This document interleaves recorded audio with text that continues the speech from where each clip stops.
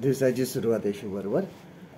परदेशातील एक गोष्ट आहे की त्या ठिकाणी आपण बघतो की मुलं तरुण झाली की घर सोडून जातात आणि अशाच प्रकारे एक मुलगी होती. तरुण झाल्यानंतर तिने आपलं घर सोडलं, ती पळून गेली घरातून, कारण त्यांना फ्री जीवन जगायचं होतं, स्वतंत्र राहायचं होतं. परंतु असं करत असताना ती पैशासाठी गुन्हेगारी जगात उडली गेली.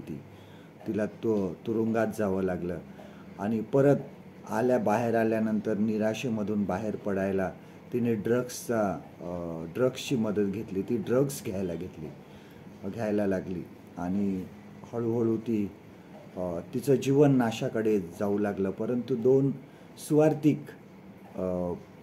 स्त्रियांनी तिला येशूविषयी सांगितलं आणि तिच्यामध्ये खूप बदल झाला आणि तिने सांगितलं की मी आता माझं हे जुनं जीवन आहे हे सोडून देते, आता मी नवीन जीवनामध्ये प्रवेश करत आहे. आणि त्या सर्व गोष्टी तिने सोडून दिल्या. परंतु तिने सांगितलं की मला सुद्धा काहीतरी करायचं आहे, मला सुद्धा काहीतरी करायची इच्छा आहे.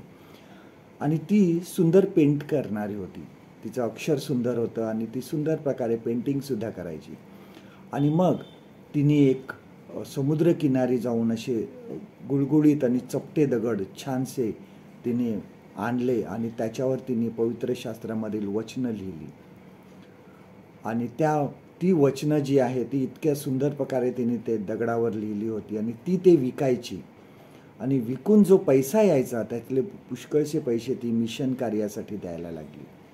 आणि त्या दगडावर लिहिलेल्या वचनातून अनेक लोकांचं परिवर्तन झालं. अनेक लोक येऊन तिला ते विचारत असत, त्या वचनाचा अर्थ विचारत असत आणि त्याद्वारे पुष्कळ लोक ख्रिस्ताकडे वळले गेले.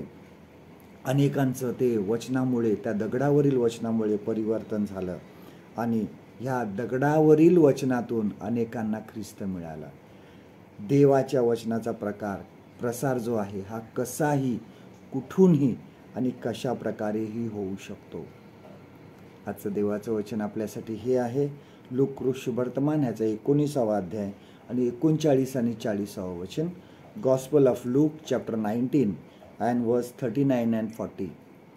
तेव्हा लोकसमुदायातील कित्येक पुरुषांनी त्याला म्हटले, गुरुजी, आपल्या शिष्यास दटावा. त्याने म्हटले, मी तुम्हा सांगतो, हे उगे राहिल्यास धोंडे ओरडतील. परमेश्वर करो आजचा दिवस तुमचा आशीर्वादित करो.